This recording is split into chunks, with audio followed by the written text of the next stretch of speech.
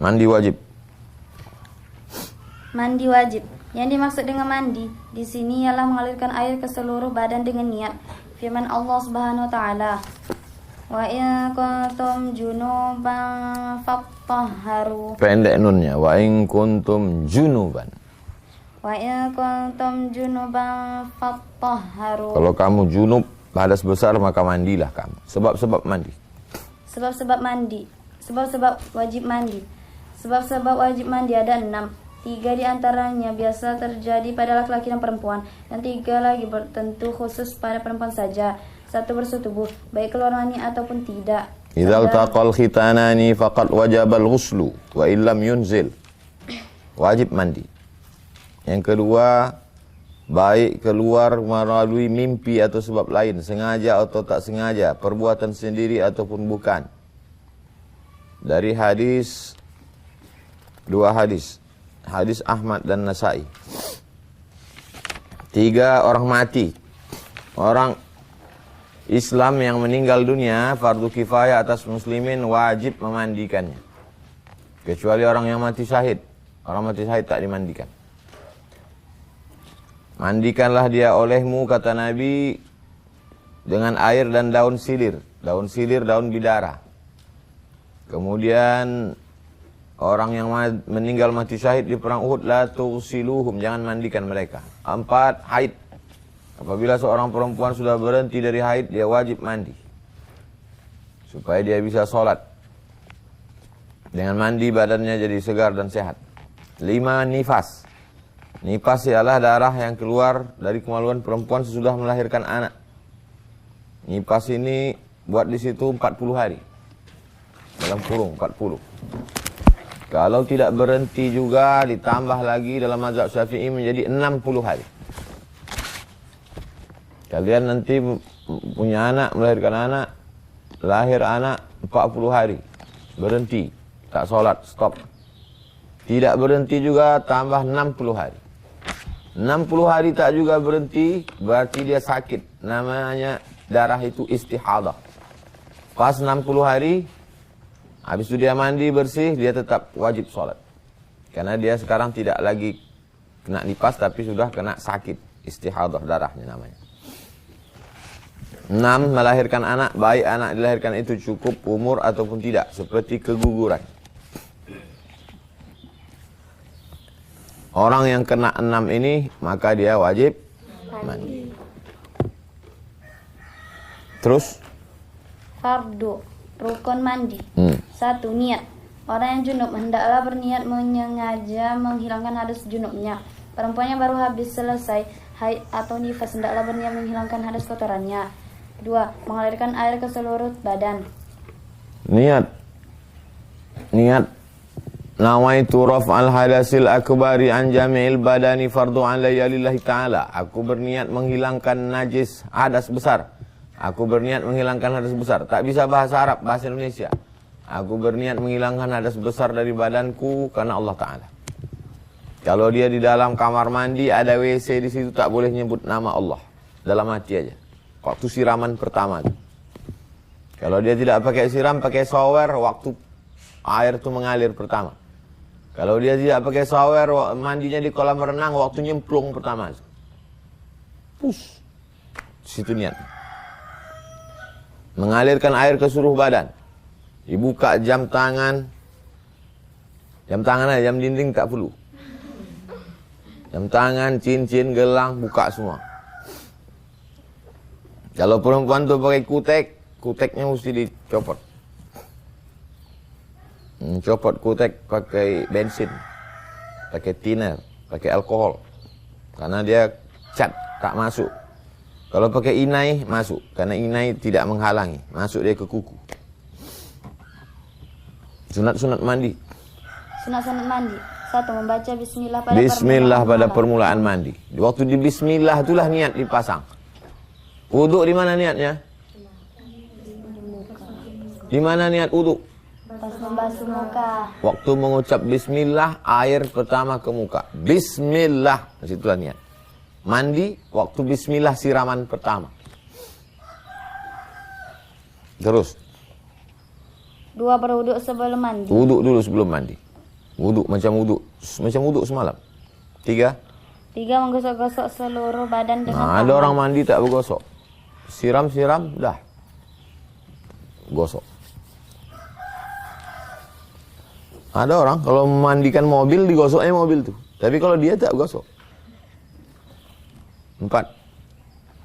4. Mendahulukan yang kanan daripada Yang kanan dulu. Menyiramnya dari bawah dulu. Jangan langsung dari kepala. Stroke di kamar mandi. Kenapa orang stroke di kamar mandi? Karena ketika air itu disiramkan ke kepala, airnya dingin.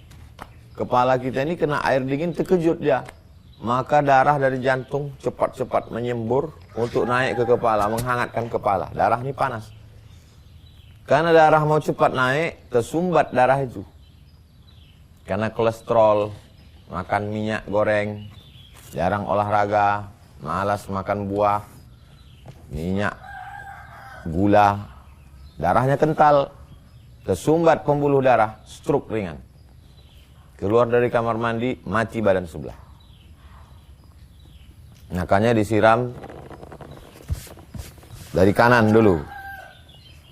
Mata kaki kanan, kaki kiri, lutut kanan, lutut kiri, paha kanan, paha kiri, pinggang, perut, ke atas, baru semua. Baru semua.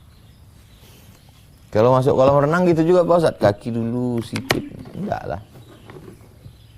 Terus. 5. Berturut-turut. Berturut-turut. Berturut-turut maksudnya basah semuanya.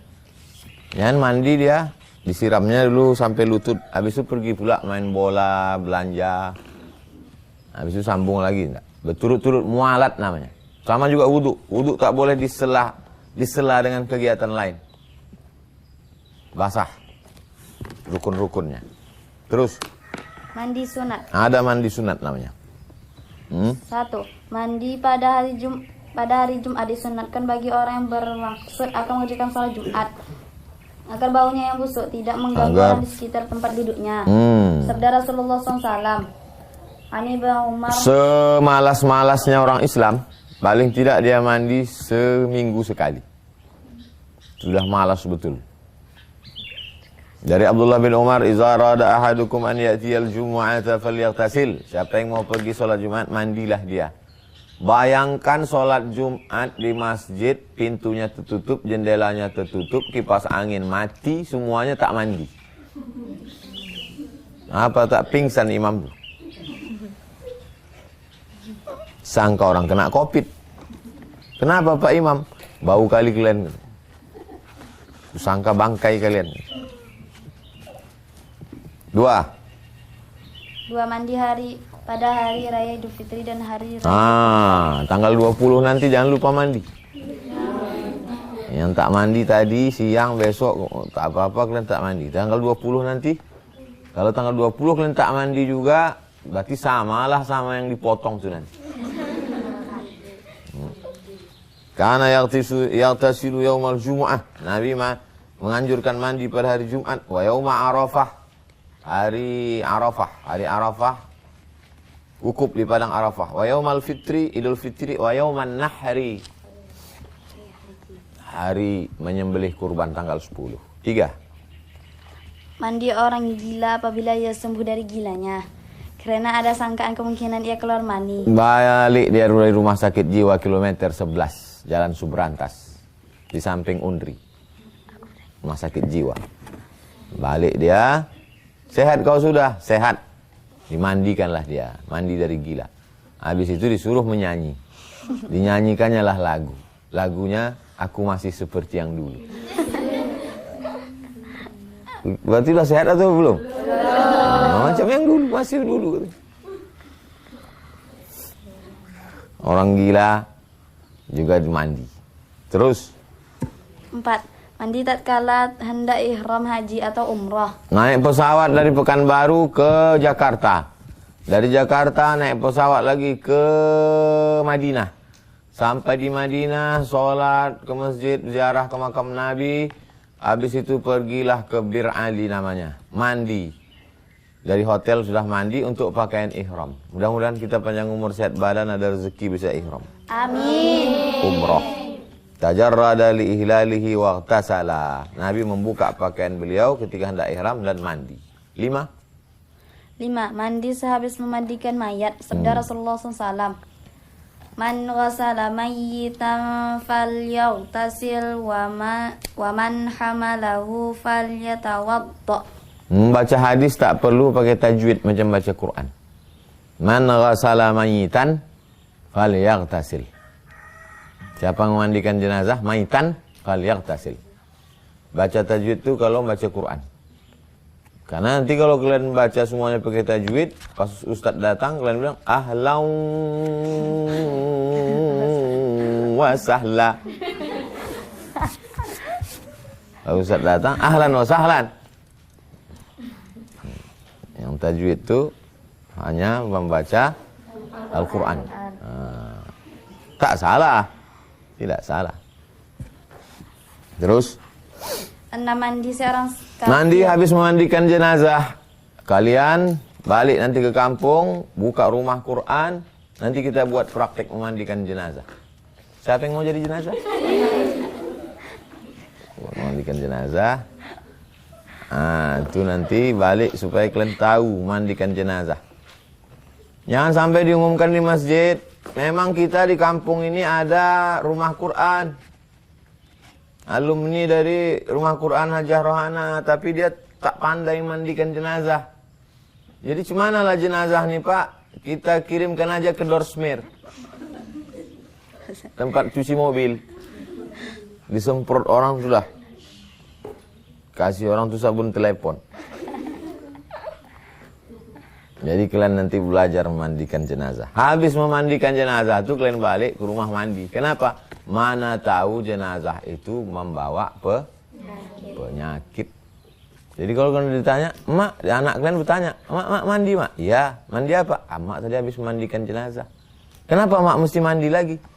"Takut diikuti hantu." Jangan cerita-cerita hantu sama anak kalian. Itulah maka anak itu takut hantu. Maknya pula sikit-sikit hantu, sikit-sikit hantu. Dah, 6. Mandi seorang kafir setelah memeluk agama Islam. Habis sholat ini kepada jamaah jangan pulang dulu. Ada yang mau masuk Islam. Diislamkanlah oleh ustazah hafal Quran. Asyhadu an la ilaha illallah. Asyhadu an la ilaha illallah. Wa asyhadu anna Muhammadur Rasulullah. Habis itu kasih tahu sama dia, bisikkan ke telinganya, nanti kau di rumah mandi. Mandi apa, Bu? Mandi masuk Islam. Tapi saya sudah mandi tadi, Bu. Mandi aja lagi. Amaran Nabi SAW an yaghtasila bima'in wa sidrin. Perintah ini menjadi sunat hukumnya, bukan wajib. Karena ada qarinah yang menunjukkan bukan wajib. Yaitu beberapa orang sahabat ketika mereka masuk Islam tak disuruh mandi. Nanti kau habis masuk Islam nih pulang ke rumah mandi ya. Saya nggak bisa mandi, Bu. Badan saya menggigil kedinginan. Wajib apa sunat? Ya udah, nggak apa-apa. Kau biasanya mandi kapan? Nanti aja, Bu, pas Idul Adha. Assalamualaikum warahmatullahi wabarakatuh. Waalaikumsalam warahmatullahi wabarakatuh. Alhamdulillah wassalatu wassalamu ala Rasulillah wa ala alihi wa sahbihi wa man tabi'ahu wa mawalah. Subhanaka la ilma lana illa ma 'allamtana innaka antal alimul hakim. Rabbi shrah li sadri wa yassir li amri wahlul 'uqdatam min lisani yafqahu qawli. Darah-darah yang keluar dari rahim perempuan. Silakan. Darah-darah yang keluar dari rahim perempuan. Karena beberapa hukum yang penting bersangkut paut dengan beberapa macam darah yang keluar dari rahim perempuan, maka di sini perlu diterangkan satu persatu agar dapat diketahui perbedaannya. Dengan perbedaan itu dapatlah disesuaikan hukum yang bersangkutan dengan keadaan masing-masing.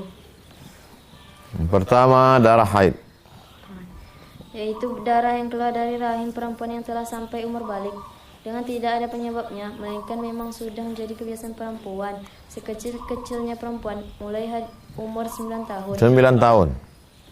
Biasanya pada perempuan yang telah berumur 60 tahun ke atas, haid itu akan berhenti dengan sendirinya. Menopause. Lamanya haid paling sedikit sehari semalam. Sehari semalam paling sebentar. Paling lama 15 hari 15 malam. 15 hari 15 malam. Kebiasaan Kalau lewat 15 hari 15 malam, dihitung dari tanggal 1 sampai ke 15, masuk ke 16, maka dia tetap mandi. Mandinya mandi besar, menghilangkan hadas besar.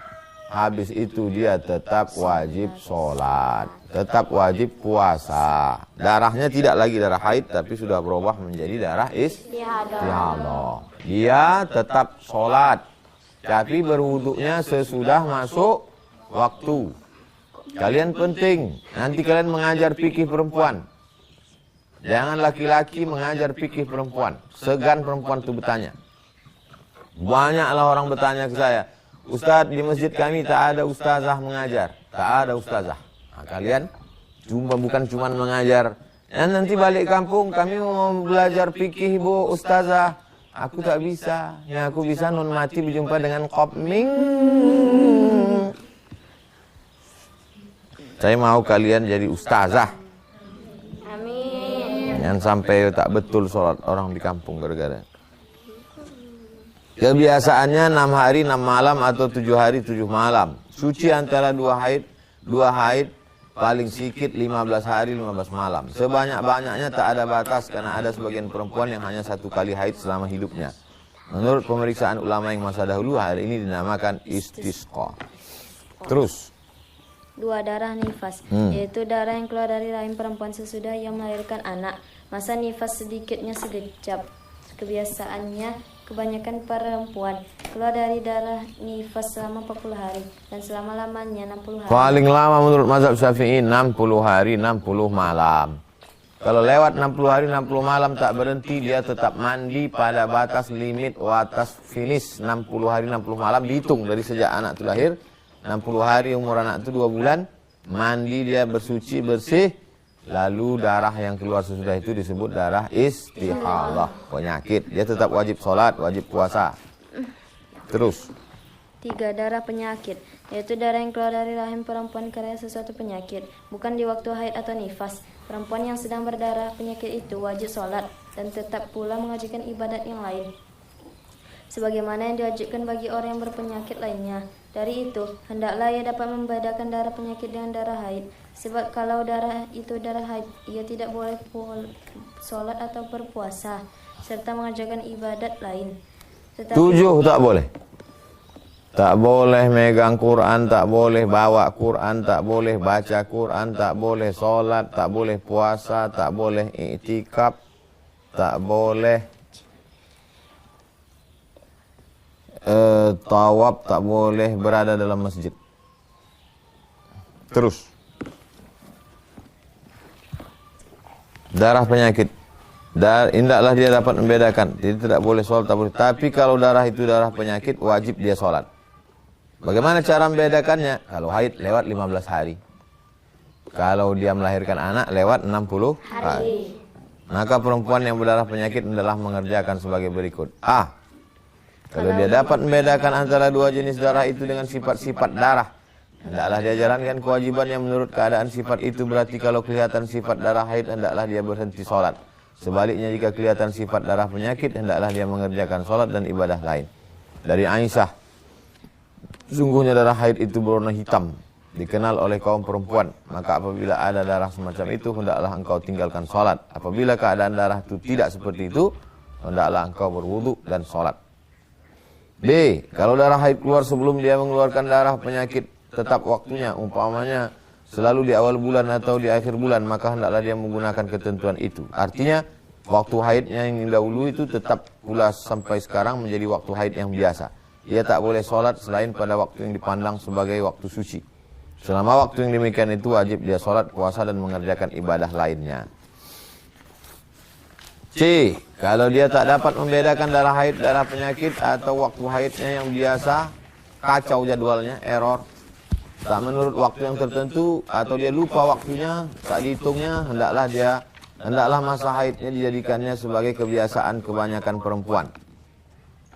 6 atau 7 hari. Hendaklah dia meninggalkan sholat dan ibadat yang lain selama masa 7 hari 7 malam itu tiap bulan.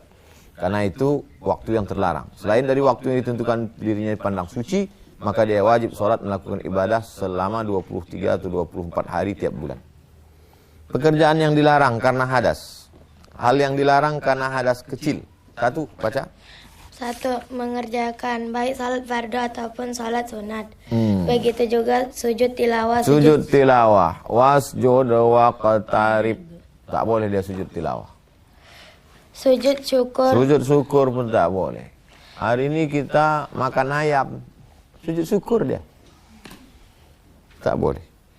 Dan khotbah Jumat. Tak boleh. Sedang berhadas besar, naik dia khutbah. Pas giliran sholat, keluar dia dari masjid. Pak Ustadz kok enggak ikut sholat? Saya berhadas besar, saya cuma mau ceramah aja. Tak bisa.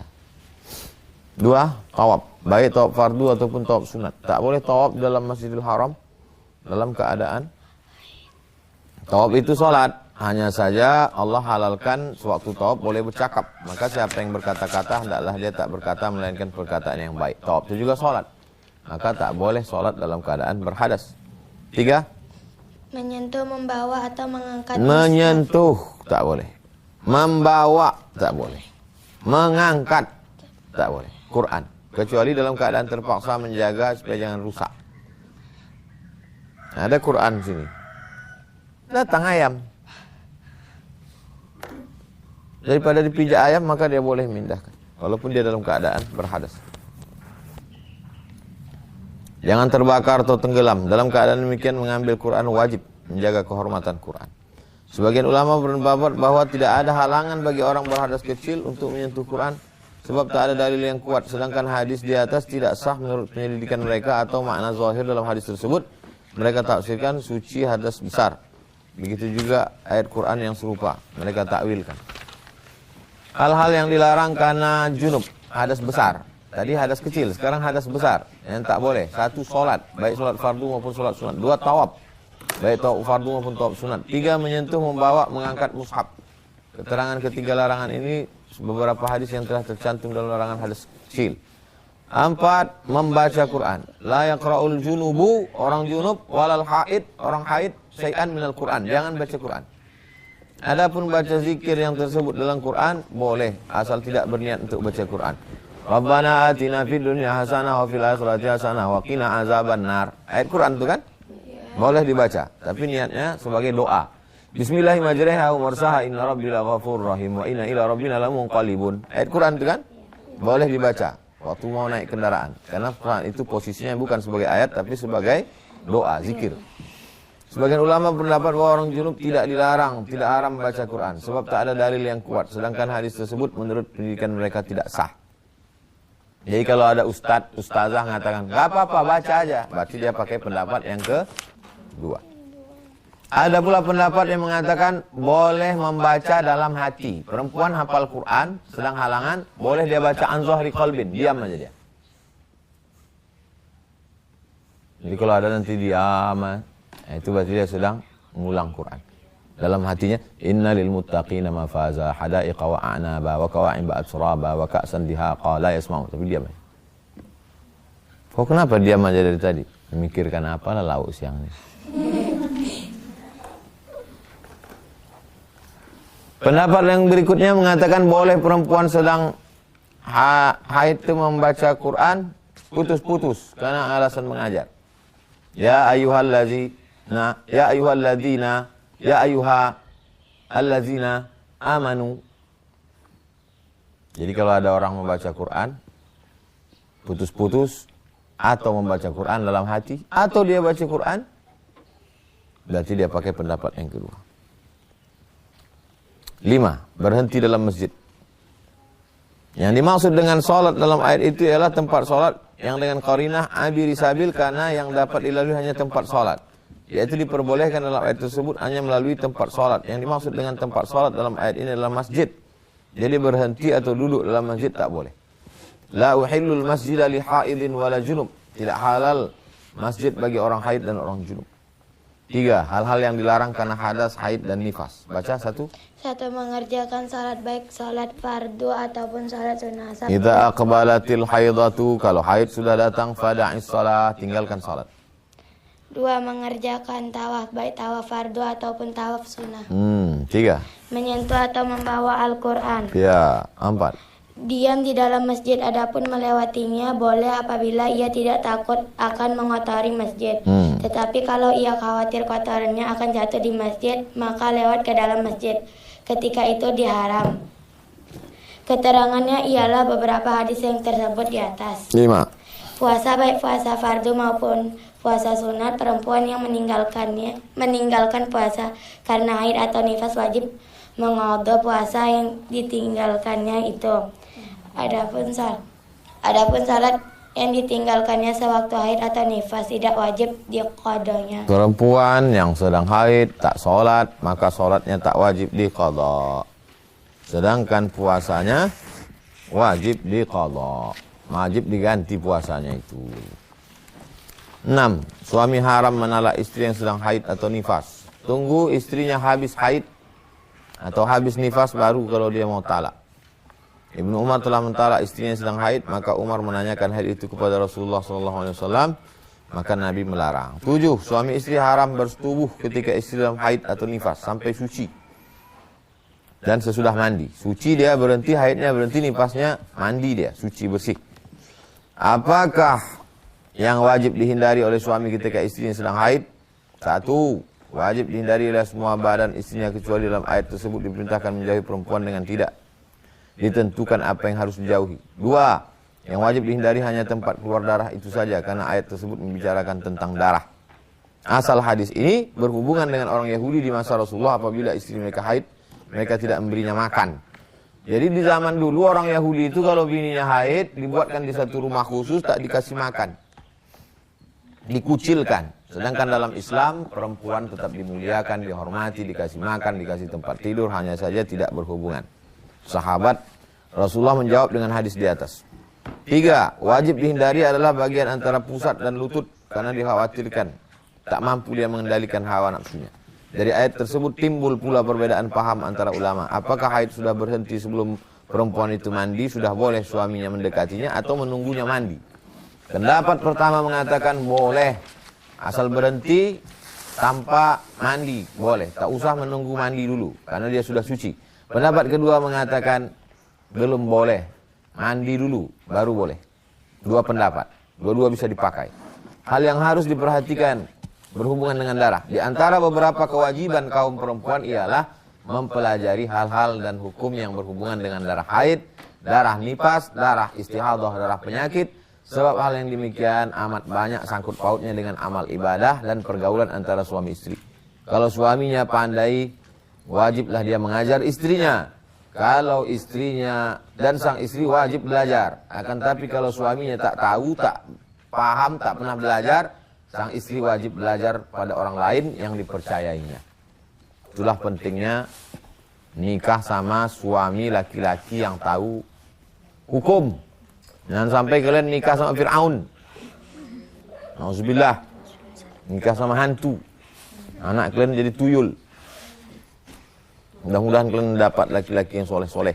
Amin. Baik-baik, tahu dia fikih. Itulah habis kaji kita masalah toharoh. Besok kita lanjutkan, baru masuk sholat. Kita tutup dengan kafaratul majlis. Subhanakallahumma bihamdika asyhadu an la ilaha illa anta astaghfiruka wa atubu ilaik.